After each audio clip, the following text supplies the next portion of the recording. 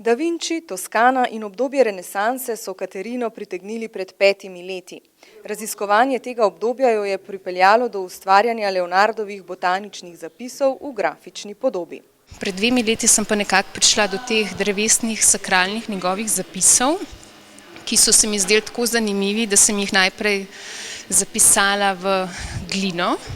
Kasneje, čez nekaj časa, mogoče minilo 1 leto pa pol, sem pa sklenila, da bi bilo zelo zanimivo, da jih pravzaprav dam v grafike, ker jaz sem v osnovi grafičarka, pa slikarka, kiparstvo mi je tako en segment in sem se potem poigravala z vsakim tem zapisom, na nek način inverzijo naredila v grafiki, pa v vsaki grafiki sem dodala še energijski Larimar simbol.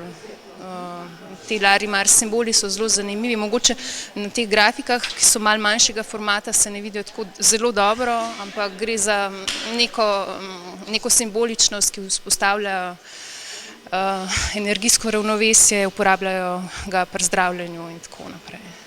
Veronika Vesel-Potočnik po svojih delih nadaljuje s prikazom sveta, zavitega v simbolično pravljično pripoved z groteskno humorno noto. V bistvu so predmeti in arhitektura, so prav neke zgradbe iz sveta, iz našega okolja, ki me prepričajo, me fascinirajo na nek poseben način, mogoče svojo obliko ali pa svojo pojavnostjo in jih potem v bistvu prenesem v svoje zgodbe. Pa vedno uporabljate platno? Ja, zaenkrat se v bistvu kar držim platna. Zakaj?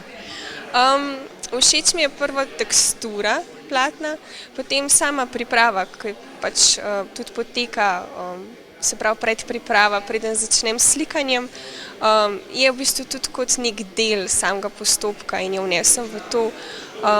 In predvsem pa zaradi te svoje prezence kot blago, na katerega se potem vpija barva in vsi ti nanosi, ki se pač večkrat vedno znova nalagajo na platno in se potem spet odkrivajo v nekakšnih mestih, tako da to me je zelo.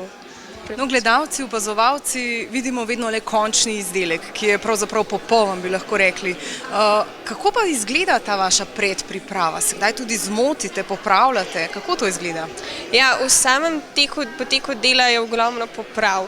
In v bistvu te napake, ki se zgodijo, vključim v svoje delo. Tako da včasih se določene stvari čisto spontano zgodijo in jih v bistvu vključim v svoje delo in na koncu so tudi del končne slike.